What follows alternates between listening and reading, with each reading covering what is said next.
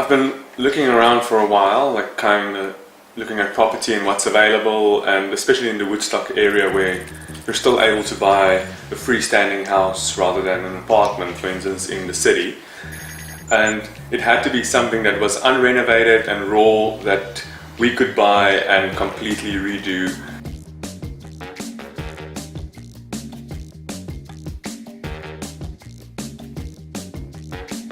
It's also important to get a house that's still close to the city, so it's still that urban feel to it.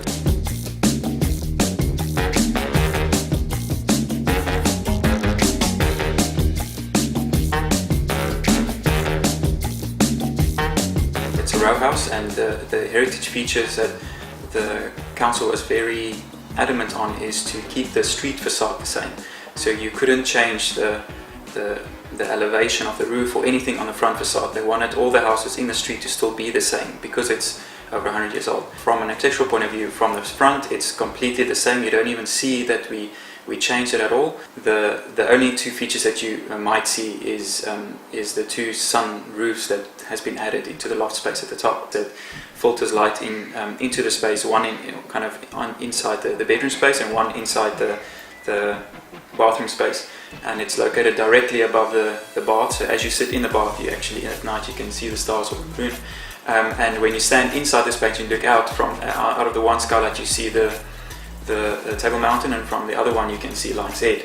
And then when you're at the top, as you come up the staircase and through that window, it clearly frames Devil's Peak. So you see all the three main mountains just from one space almost. Because the house is so narrow and very long, what immediately stood out is to have your movement space on the left-hand side or on the one side, and all your service spaces on the other side of the house.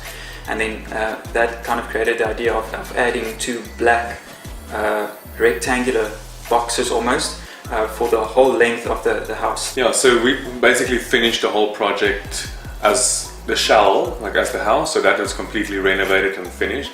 And then I had an idea to collaborate with about 9 or 10 of Cape Town's top furniture designers and artists, and basically contacted everyone, said to them, guys, listen, this is what we want to do, here's pictures of the house. We want to grab some of your products, put it in this space, furnish it as if it's a livable house and a fully styled space. And everyone basically was on board. But we had James Mudge, who does amazing timber products, so tables, chairs, benches. Then we had Kloof Teak, which is actually the couch that we're sitting on, so beautiful leather products.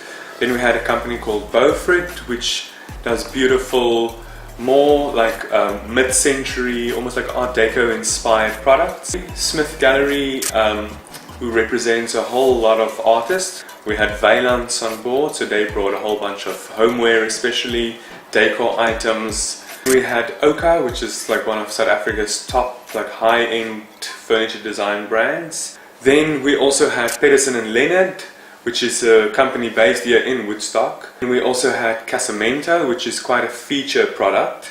So Eve from Casamento and her team does beautiful like hand-stitched work.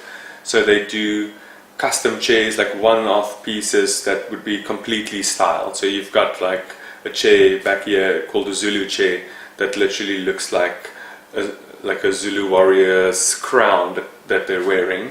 Imiso Ceramics, yes, so Imiso was also represented, and they sent 2 artists with their beautiful products, so also again like handmade once-off pieces, very iconic, like it just kind of adds that pop of color or that quirky element into the space. It was purely just for us to shoot the house and then feature it in magazines, international blogs, design editions, all of that sort of media.